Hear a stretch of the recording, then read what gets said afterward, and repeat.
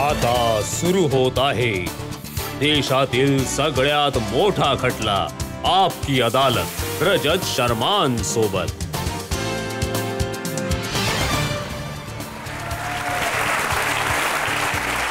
नमस्कार, आपकी अदालत मध्ये तुमचं स्वागत आहे। आपकी अदालत मध्ये सादर करत आहोत एका अशा व्यक्तिमत्वाला ज्यांनी आपल्या म्युझिकने लोकांचं मन जिंकून घेतलं, ज्यांनी एकानंतर एक सुपरहिट गाणी दिली, परंतु यांची लोकप्रियता जितकी वाढत गेली तितकेच त्यांच्यावर आरोप लागले, तितक्याच वेळा त्यांच्यावर बोटं उचलली गेली। सादर आहे आजचा खटला आपकी अदालत मध्ये।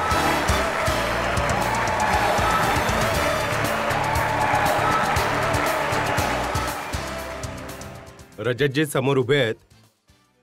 तुमसे मिलके दिल का है जो हाल क्या कहें, हो गया है ऐसा कमाल क्या करें। तुमसे मिलके दिल का है जो हाल क्या कहें, हो गया है ऐसा ये कमाल क्या करें। दुम तारा दुम तारा दुम तारा दुम तारा दुम तारा दुम तारा दुम तारा दुम तारा दुम तारा दुम तारा दुम तारा दुम तारा दुम।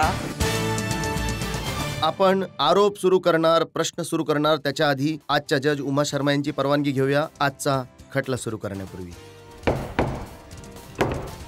अदालतची कारवाई सुरू केली जावी। आपकी अदालत मध्ये पहिला आरोप अन्नू मलिक यांच्यावर।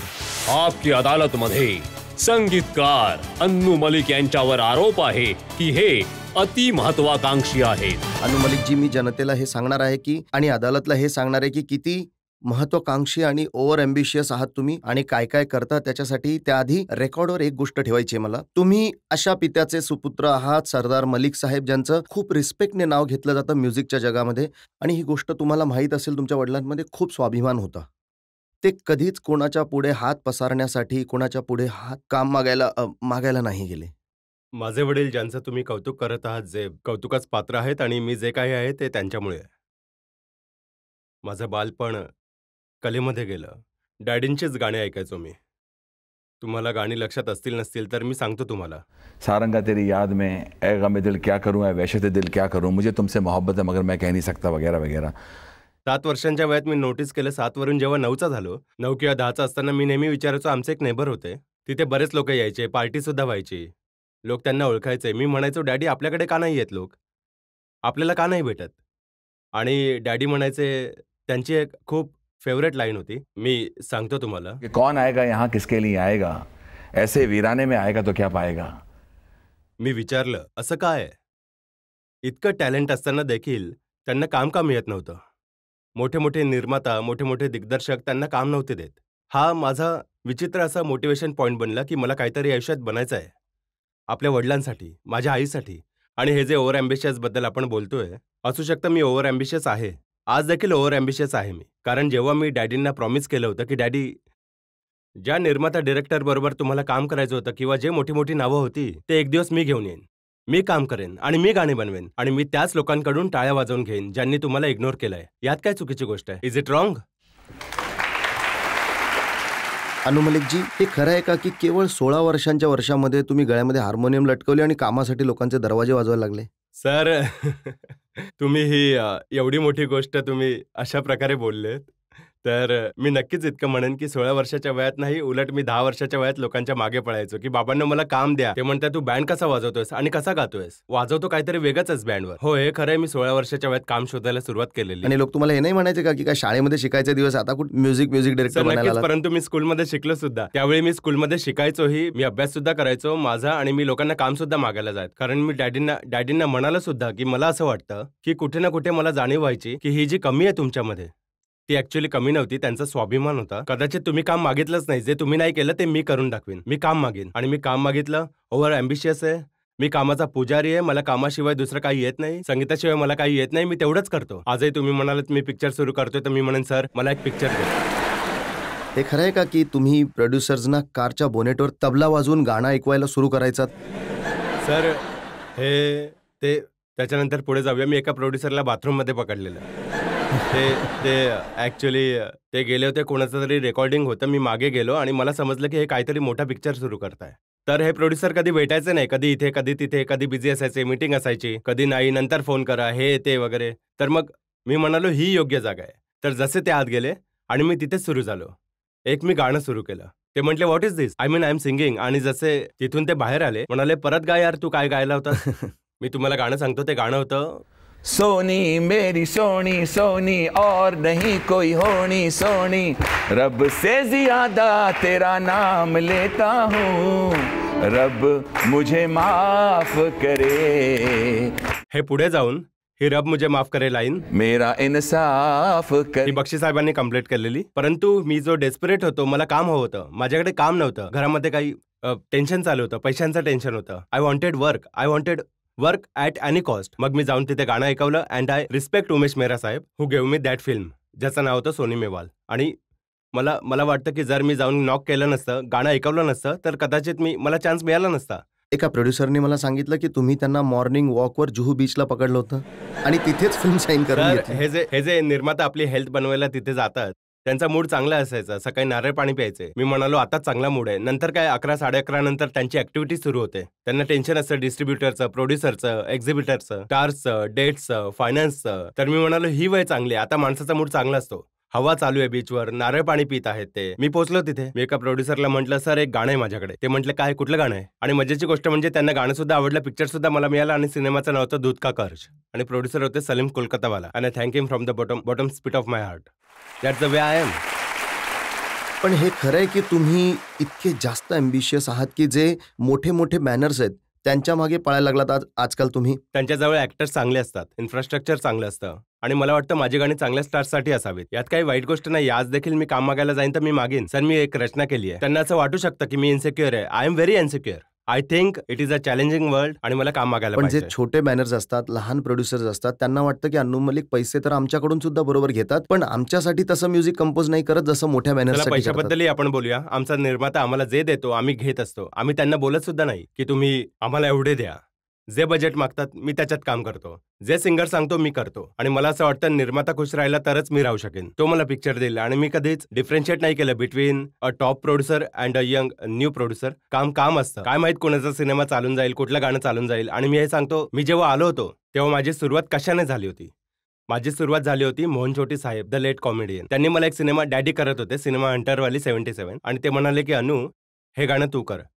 मी गाणं केलं आणि आशाजींनी ते गाणं गायलं होतं. And I thank Ashaji. ते गाणं होतं जुल्म सितम पर इतराने वाले तू भी तो एक दिन मिट जाएगा, तेरा जमाना है मैंने माना मेरा भी एक दिन आएगा. मी तिथून सुरू केलं होतं. मला तिथे 100 रुपये मिळाले आणि ते 100 रुपयांसाठी मी लिटरली 6 महिन्यांपर्यंत बँकेत जात होतो की 100 रुपये कॅश येईल आणि चेक बाउन्स होत होता त्या 100 रुपयासाठी. तर पैशाची गोष्ट सोडून द्या. परंतु करत मी हे ठरवलं होतं की जो कोणी प्रोड्युसर तुमच्या जवळ येईल तो खूप चांगला प्रोड्युसर आहे, त्याच्यासाठी बेस्ट काम करा. आणि माझ्या सुरुवातीच्या फिल्म्स पहा तुम्ही. एक जान है हम, सोनी मेवाल, जीते शान से, आवारगी या ज्या अर्लियर फिल्म्स आहेत. Just before Phir Teri Kahani Yaad Aayi, Baazigar. I work very hard for every producer and I feel my producer is my god. तुम्ही तुमच्या जुन्या सिनेमांबद्दल बोलत आहात. तुम्ही लांब यादी सिनेमाची मोजली. माझ्याकडे एक मोठा आरोप आहे या सिनेमांविषयी. मला माहिती होतं तो येईल. इतकं सोपं थोडीच आहे की मी आज इथे येईन आणि तुम्ही मला असं हलवापुरी खाऊ घालाल आणि मी आरामात उठून जाईन. हे तुम्ही आता जे केलंय ते मला प्रिपेअर केलं आरामात. तुम्ही जरा माझ्या मुलाला सेटल डाऊन होऊ दे, मग याची बँड वाजवूया, काही हरकत नाही सर. तर आपण एका ब्रेकसाठी थांबूयात आणि ब्रेकच्या नंतर सांगणार आहोत की कशा पद्धतीने तुम्ही म्युझिकची चोरी केली आणि तुम्हाला कॉपी कॅट म्हटलं गेलं. एका ब्रेक नंतर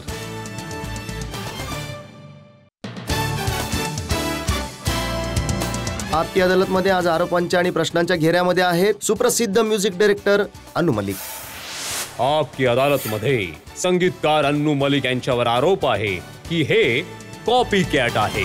अन्नू मलिक जी, एक मोठे प्रोड्युसर मला म्हणाले की जर त्यांनी कधी म्युझिकवर कुठला सिनेमा बनवला तर त्यामध्ये तुम्हाला हिरो ठेवतील आणि सिनेमाचं नाव ठेवतील चोरी नंबर 1.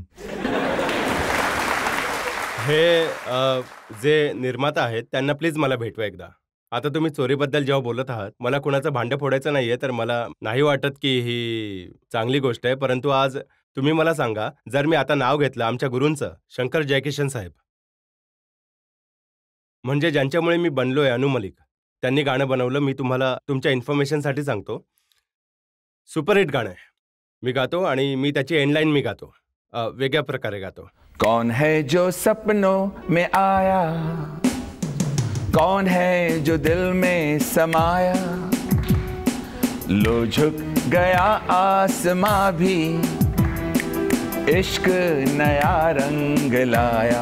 आता याच्यानंतर लाईन येते, ओ प्रिया. ही लाईन येते आणि ऍक्च्युअल लाईन काय होती? मार्गरिटा. हे एल्विस प्रेस्लीचं गाणं होतं, त्यांनीच हे गायलं होतं. इट डझंट मीन की ते चोर होते. त्यांनी एका चांगल्या ट्यूनला पकडलं, त्यांनी अडॅप्ट केलं, त्यांनी कडवं बनवलं. जिंदगी के हर एक मोड़ पे मैं. त्यांनी गाणं स्वतःच बनवून टाकलं. This they made the song. आणि माझे गुरु अगेन R.D. बर्मन साहेब, who was king of the music, त्यांनी गाणं बनवलं. चुरा लिया है तुमने जो दिल को, नजर नहीं चुराना सनम. बदल के मेरी तुम जिंदगानी, कहीं बदलना जाना सनम. त्या गाण्याचा सोर्स कुठला होता? The source was, If it's Tuesday, this must be Belgium. Now, my question is, माझ्या मागेच का मीडिया लागते? कॉपी कॅट म्हणते, चोरी नंबर 1 म्हणते, म्हणे सिनेमा बनवणार. मी हे विचारतो, यांना इतकं चांगलं गाणं चोरून किंवा अडॅप्ट करून त्यांनी स्वतःचं गाणं बनवलं. R.D. Burman is genius and R.D. Burman did that. Shankar Jaikishan did that. जर अनु मलिकने काही गोष्टी अडॅप्ट केल्या आहेत तर काय प्रॉब्लेम आहे? आता अनु मलिक लेट साहेब आणखी एक म्युझिक डायरेक्टर आहेत. सर एक मिनिट, मी आता मूडमध्ये म्हणून तुम्हाला सांगतो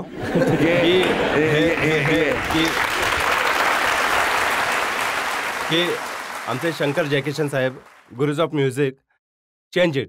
R.D. Burman took a little line. पंचमदांनी स्वतःचं गाणं असं बनवलं आणि याचा अर्थ असा नाही की ते चोर आहे. Impossible, because he adapted a 7 note and made it जे लोकप्रिय गाणं बनवलं. फॉर एक्झाम्पल, आता रिसेंटली एक पिक्चर आलाय, मी ना संगीतकाराचं नाव घेणार आहे बिकॉज व्हॉट एव्हर, बट एका जर्नलिस्टने माझं ही कॉट माय अटेन्शन. जेव्हा एक रिव्ह्यू झाला म्युझिकचा, तेव्हा ते म्हणाले की this song is very well adapted song.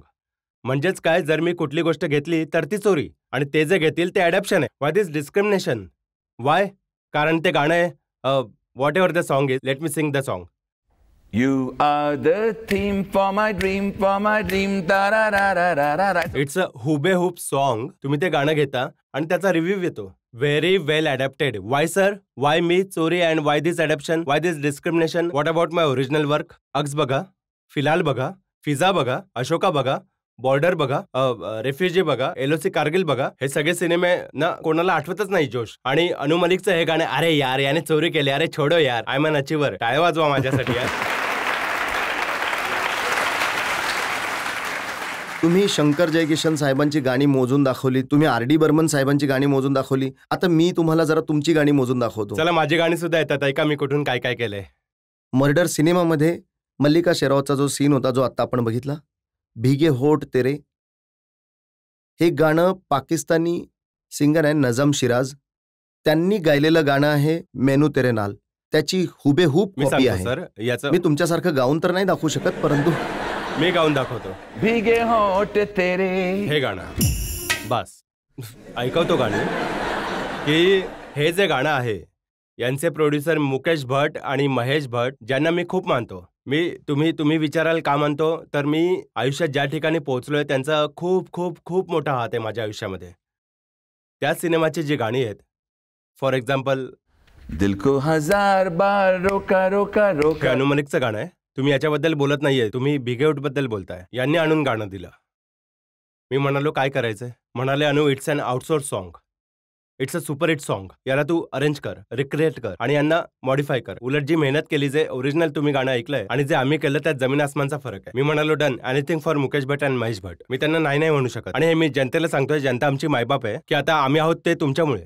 की जर एक प्रोड्युसर जो तुमच्या आयुष्यात तुमची साथ देत असेल, निर्माता, दिग्दर्शक, कुठली ऑडिओ कंपनी, जर ते एक असं फेवर मागत असतील, तर मी त्यावेळी अशा जागी नसतो की मी नाही भट म्हणेन. साहेब तुम्हाला म्हणतात चोरी करा, तुम्ही चोरी केली. अजिबात नाही. भट साहेबांनी चोरी करायला सांगितली नाही, ते म्हणाले अडॅप्ट कर, इट्स अ गुड सॉन्ग. आणि भट साहेब हे देखील म्हणालेत. मी तुम्हाला बरं. आणखी एक्झाम्पल Please, देतो. आमिर खानची हिट फिल्म होती अकेले हम अकेले तुम, त्याचं गाणं ओ आय लव्ह यू डॅडी, वास्तवात जिम रिव्हजने गायलेलं हिट गाणं आहे but you love me daddy. चला गायला सुरू करा. कुणाला गाणं जर आवडत असेल तर गाणं म्हणा. आणि त्याची ट्यून म्हणजे, sir the problem here is they don't understand. तो शब्द घेतला, नॉट द ट्यून. माझं गाणं काय होतं? तू मेरा दिल, तू मेरी जान, ओ आय लव यू डॅडी. तू मासूम, तू नादा, but I love you daddy. हे इंग्लिश वर्ड आहेत, but I love you daddy. कुणाची जहागीर नाहीये की आय लव्ह यू केवळ तेच बोलू शकतात, आम्ही नाही बोलू शकत.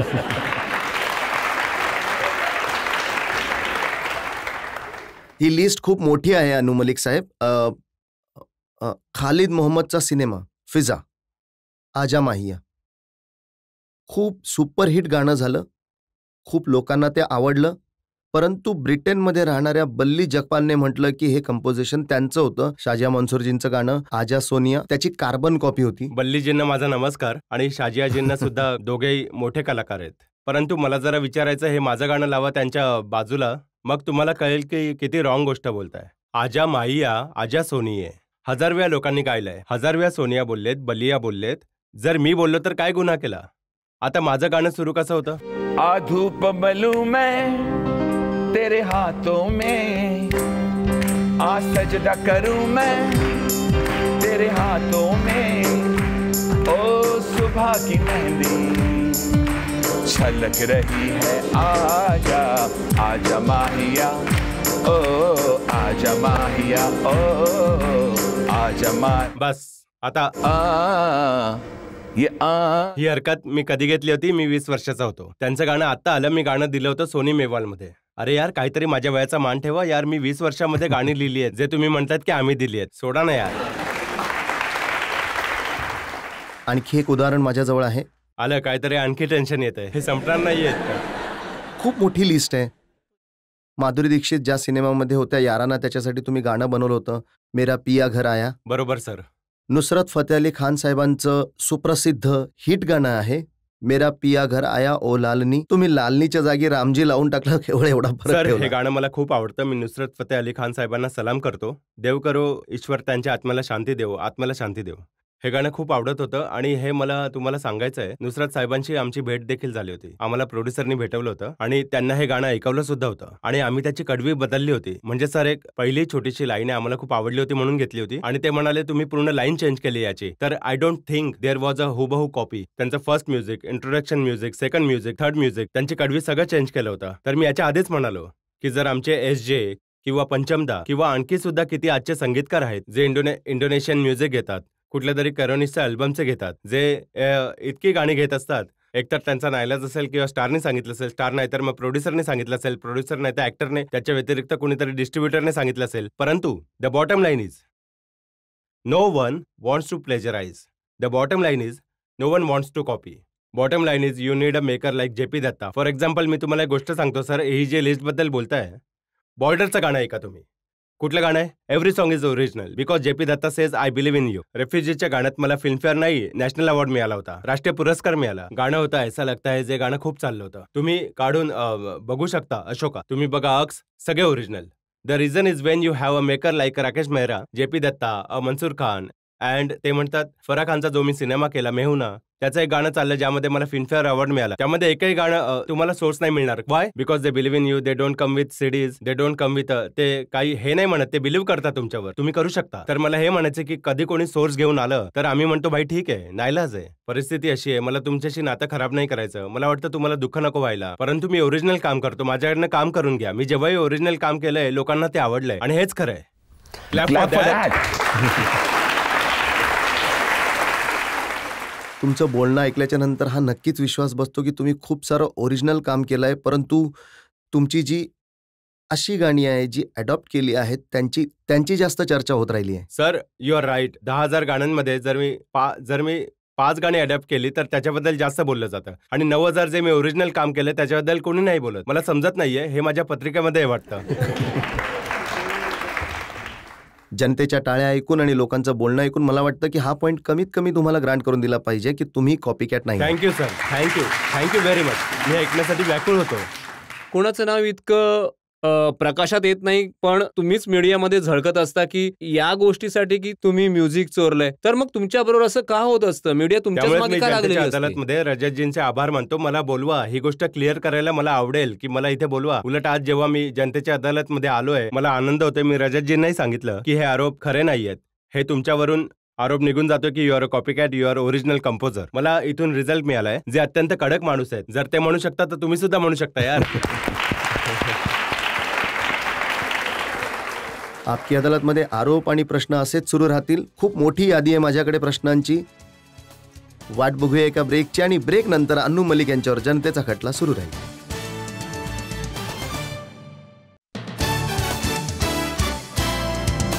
आपकी अदालतमध्ये आज आरोपांच्या प्रश्नांच्या घेऱ्यामध्ये आहेत सुप्रसिद्ध म्युझिक डायरेक्टर अन्नू मलिक. आपकी अदालतमध्ये पुढील आरोप अन्नू मलिकवर. आपकी अदालतमध्ये संगीतकार अन्नू मलिक यांच्यावर आरोप आहे की हे सगळ्यांशी भांडण करत असतात. आज तर तुम्ही खूप साधे सरळ बनून इथे बसलेले आहात, पण सत्य तर हे आहे की फिल्म इंडस्ट्रीचे लोक म्हणतात की जो तुमचं म्हणणं ऐकत नाही तुम्ही त्याच्याशी भांडण करता. मी उदाहरण देतो तुम्हाला. उदित नारायण सारखे सिंगर, खूप सारी गाणी त्यांनी तुमच्याबरोबर गायली होती. दिवाने कर गए सिनेमाच्या रेकॉर्डिंगच्या दरम्यान तुम्ही त्यांना बाहेर काढलं होतं. उदितजी खूपच चांगले, अतिशय प्रतिभावान कलाकार आहेत, खूप चांगले गायक आहेत ते, आणि मी त्यांच्या आवाजाला, त्यांच्या कामाला सेल्यूट करतो. आता हे तर मी बोललोय, परंतु तुम्हाला एक गोष्ट सांगायची आहे जी मला गोष्ट इरिटेट करते लोकांमध्ये, आणि ती घटना त्या दिवशी घडली की जर आमचा रेकॉर्डिंगचा टाइम 3 वाजताचा आहे, ते फोन येत राहिले, मी आता येतोय, मी येतोय, मी येतोय, 3चे 3:30, 4, 5, 6, 7, 8. एकतर मी वाट बघत होतो, माझा आर्टिस्ट नाही आला, आणि मला वाटत होतं गाणं लवकर रेकॉर्ड व्हावं, चांगलं व्हावं. आता जितका उशीर होत जातो, लेट नाईट रेकॉर्डिंगमध्ये त्रास होतो सगळ्यांना. ते जेव्हा आले त्यांनी कारणं दिली की मी इथे होतो, मी तिथे होतो, इथे अडकलो होतो. त्यांची फेमस लाईनची कमाल आहे, ती सुद्धा कमाल गोष्ट आहे. ते म्हणतात, अरे यार ते माझं टायर पंक्चर झालं होतं. आणि मजेची गोष्ट काय, 2 टायर नाही 4ही झाले. मी म्हणालो आणखी काय, म्हणाला स्टेपनी सुद्धा पंक्चर झाली. मी म्हणालो स्टेपनी कशी पंक्चर होईल भावा. तर ते जे काही बोलत होते मी ऐकत होतो. अचानक गाणं ऐकलं आणि ते गेले माईकजवळ.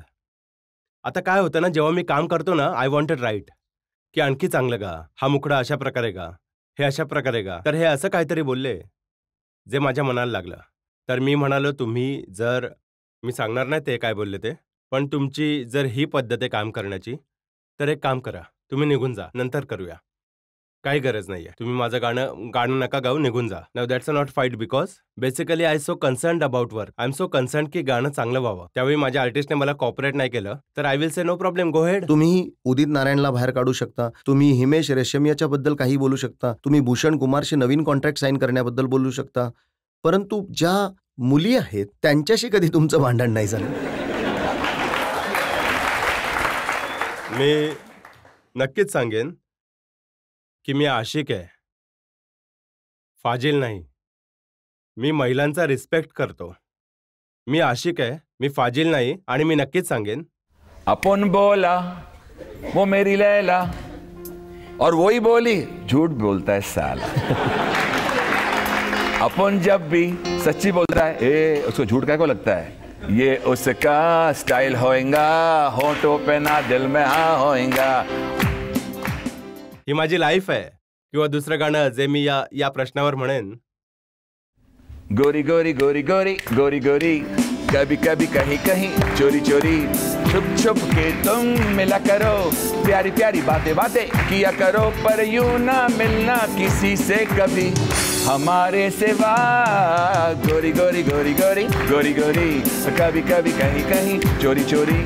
In short, I respect woman, I get inspired bye woman. कारण छोट्या मुलीचं हसणं सुद्धा इन्स्पायर करू शकतं. आणि हे म्युझिक बनवणं मी कुठल्या तरी भिंतीला बघून तर गाणं नाही ना बनवू शकत. जर कुठला सुंदर चेहरा तुम्हाला इन्स्पायर करत असेल, there is no harm as long as I don't cross the demarcation line. And I believe जे मी आत आहे ते मी बाहेर आहे. I am a man who loves love. I respect woman to the fullest. I got 3 ladies at my home, my wife, my 2 daughters Anmol, Ada, and to me. मी स्त्रियांना सलाम आणि प्रणाम करतो. And I always respect them like a mother or like a sister. Nothing else. That's it. I just get inspired by my work. मी तर inspiration wrong hai. I'm sorry. I don't buy this at all. Anuji, मी तर इतकीच गोष्ट notice करतोय की मुलींचं नाव घेताच तुमच्या डोळ्यात चमक आली आणि गाणी आपोआप निघायला लागली. सर, मी नक्कीच एकदम तुम्ही बरोबर बोलताय. कारण इन्स्पिरेशन जे आहे, जर एखाद्या स्त्रीचं हसणं, स्त्रीची पवित्रता तुम्हाला इन्स्पायर करत असेल, तर यात काही वाईट गोष्ट नाही. अनुजी, तुमच्या म्युझिकला घेऊन खूप सारे प्रश्न आहेत, खूप सारे आरोप अन्नू मलिकवर बाकी आहेत. आपकी अदालतमध्ये जनतेच्या खटल्याचा आणखी एक भाग एका ब्रेक नंतर.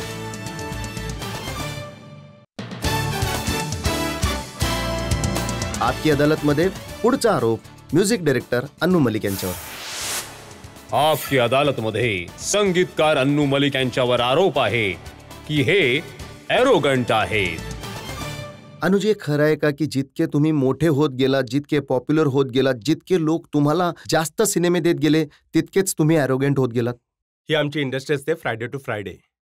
फ्रायडे टू फ्रायडेचा अर्थ असा आहे की फ्रायडेला तुमचा सिनेमा हिट झाला तर सगळे ओळखतात, oh Anu, we love you, we can't live without you, you are the best. काही फ्रायडेला सिनेमा इकडे तिकडे गेला तर निघून जातात. तर आता नेमकं काय झालं की मला वाटलं ही जर इंडस्ट्री आहे जी खूप प्रॅक्टिकल आहे, मला सुद्धा प्रॅक्टिकल झालं पाहिजे. I started being alone. मी जास्त पार्टीजमध्ये जात नाही, मला जास्त लोकांना भेटावंसं वाटत नाही. मला वाटतं प्रोड्युसर्सने मला अप्रोच करावं, मी त्यांना अप्रोच करू, कामाची बोलणी व्हावी, गाणी करू. आणि I don't drink, I don't smoke, I don't touch wine, I don't touch champion. हा कधी कधी पानाची आवड आहे, तेही साधं पान आहे, विदाऊट टोबॅको, जेव्हा चांगलं जेवण केलं तर. त्याच्या व्यतिरिक्त मला वाटतं मग मी पार्टीमध्ये जाऊन काय करणार, त्याच चर्चा होणार. मला वाटतं क्रिएटिव्ह चर्चा व्हाव्या. तर त्यांना वाटलं यार अरोगंट आहे, यार हा भेटत नाही, कधी बोलत नाही, he has got attitude, lot of style. आता हा जो माझा ड्रेसिंग सेन्स आहे, लोकांना वाटतं संगीतकार should dress up in a certain manner. मी जेव्हा आलो, मी कॅप्स घालायचो, मी आपले बीड्स, टोपी. एक दिवशी रात्री मी झोपलो होतो तेव्हा माझ्या वाईफने समोर कात्रीने ते माझे बीड्स कापून टाकले. म्हणाली खूप झालं आता, you got 2 daughters and you know you become सिडेट and काम. तर आजकाल ते सुद्धा घेऊन फिरत नाही. पण जेव्हा तुम्ही तुमच्या कामाच्या बद्दल बोलत असता तेव्हा तुम्ही असं म्हणता की शाहरुख खान हिट झाले ते माझ्यामुळे, काली काली आखे गाण्यामुळे, उर्मिला हिट झाली ती माझ्यामुळे, छम्मा छम्मा गाण्यामुळे, शिल्पा हिट झाली ती माझ्यामुळे, चुरालिया गाण्यामुळे, करिश्मा हिट झाली ती सेक्सी सेक्सी लोग मुझे बोले या गाण्यामुळे. ही किती चांगली गोष्ट आहे. चला ॲक्नॉलेज तर केलं की माझी गाणी सगळी सुपरहिट आहेत. Very good. आता मला हे म्हणायचं आहे की माझं कदाचित इंटरप्रिटेशन माझ्या बोलण्याचं रॉंग होत असेल. मी म्हणालो every great good composer needs a very good star. जर शाहरुख खान हिट झाले बाजीगरने, तर माझं पण नशीब चांगलं की शाहरुख खान होता. जर शाहरुख नसतं तर गाणं इतकं चाललं देखील नसतं. I admire Shahrukh Khan very much. त्याचप्रमाणे उर्मिला मातोंडकर असेल. I just said Urmila known as the Chhamma Chhamma girl. Chhamma Chhamma गाणं खूप लोकप्रिय झालं होतं, सगळ्या जगामध्ये हे गाणं चाललं. तर जर सुष्मिता सेनला म्हणालात she is a known as the मस्त मॉल गर्ल, आणि जर करिश्माला सेक्सी सेक्सी म्हणालात, आणि जर शिल्पा शेट्टीला चुरा के दिल म्हणालात, I said acknowledge my contribution as a composer, ज्यांनी अशी गाणी बनवली आहेत. मी हे नाही म्हणत की मी त्यांची लाईफ बनवली आहे, नाही, यांनी स्वतःची लाईफ बनवली आहे. We all have made each other life. Film making is about team work. Without team nothing happens. चला तर मग याच जनतेला विचारूया आता तुम्हाला काय प्रश्न विचारायचे आहेत. हा फायनल राऊंड आहे. तिथे लास्ट रो मध्ये सर, तुमचं जे आतापर्यंतचं आवडतं गाणं आहे, मनापासून आवडत असेल, त्या लाईन्स गुणगुणा ना एकदा. मी लाईनमध्ये तुम्हाला सांगतो माझी फेवरेट गाणी कोणकोणती आहेत.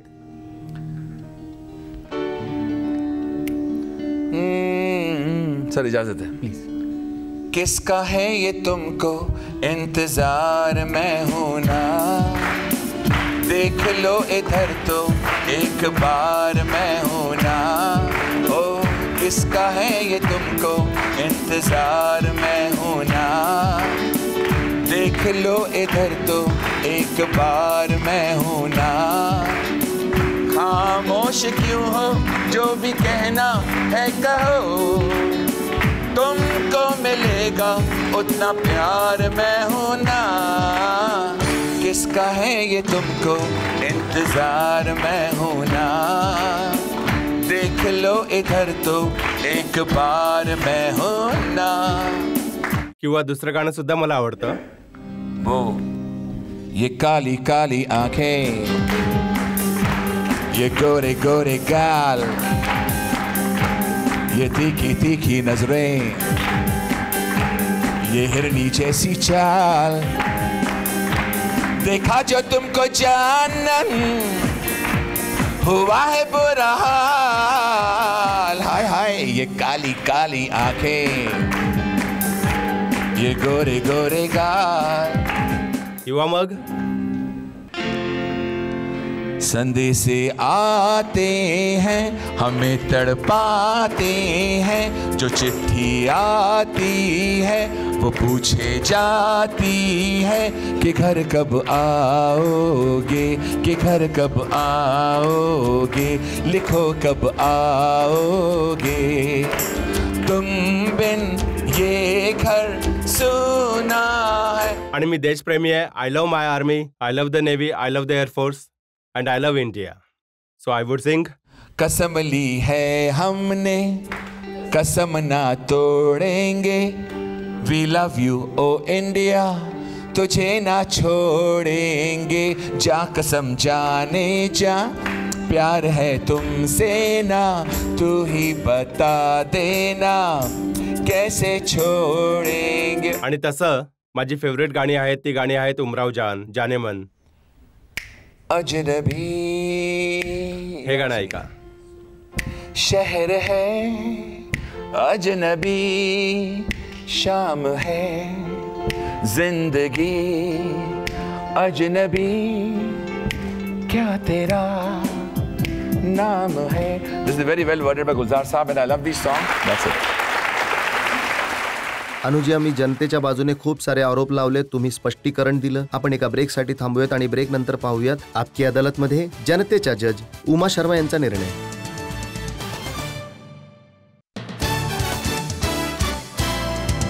आपकी अदालतमध्ये आज आपण अन्नू मलिक यांना स्पष्टीकरण मागितलं. त्यांच्या म्युझिकच्या बद्दल आपण त्यांना विचारलं, त्यांच्या कॉपी कॅट असण्याबद्दल. अन्नू मलिक यांना प्रश्न विचारले त्यांच्या ॲरोगन्स बद्दल आणि फिल्म इंडस्ट्रीमध्ये त्यांच्या दररोज होणाऱ्या भांडणांबद्दल. आता वेळ आहे आपकी अदालतमध्ये आजच्या जज सुप्रसिद्ध डान्सर उमा शंकर यांच्या निर्णयाची. जितकं मी तुमचं म्युझिक ऐकलंय त्यामध्ये मला केवळ पाश्चात्य शैली दिसून येते. तुम्ही लोक विसरून गेला आहात SD बर्मन, नौशाद, अनिल विश्वास, मदन मोहन, जसं की तुम्ही म्हणालात RD बर्मन. या सगळ्या लोकांचे म्युझिक इतकं हिट झालं जे आज देखील वाजलं तरी लोक गुणगुणतात, ज्यामध्ये शब्द खूप सुंदर असायचे. ऐकायची, गाण्याची, नाचायची इच्छा व्हायची. ती गोष्ट आज आम्हाला नाही मिळते. आणि मला असं वाटतं की निर्दोष ह्यामुळे आहात, कारण तुमचं म्युझिक तेही हिट होत चाललंय. तुम्ही मेहनत करत आहात, पुढे जात आहात, परंतु सल्ला हाच आहे की तुमचे प्रयत्न चालू ठेवा. की आपले जुने जितके चांगले मोठे मोठे म्युझिक डिरेक्टर्स झालेत त्यांचं म्युझिक हिट का झालं त्यावर थोडा रिसर्च करा, त्याला चालू ठेवण्याचा प्रयत्न करा. आणि मी आशा करते की तुम्ही लोक या सल्ल्याला समजून घ्याल, परखाल आणि अंमलात आणाल. नक्कीच जज साहेबा, आणि मी प्रयत्न केला आहे उमराव जानमध्ये आणि मी पुढे सुद्धा करत राहीन. Thank you very much. या आशेबरोबर आणि याच विश्वासाने की अन्नू मलिक आपल्या म्युझिकने धुमाकूळ घालत राहतील, जनतेचे मन जिंकत राहतील, आपकी अदालतमध्ये आजचा खटला इथेच समाप्त करूयात. पुढच्या आठवड्यात पुन्हा भेटूयात एका नवीन व्यक्तिमत्वाबरोबर, एक नवीन खटला घेऊन. तोपर्यंत नमस्कार.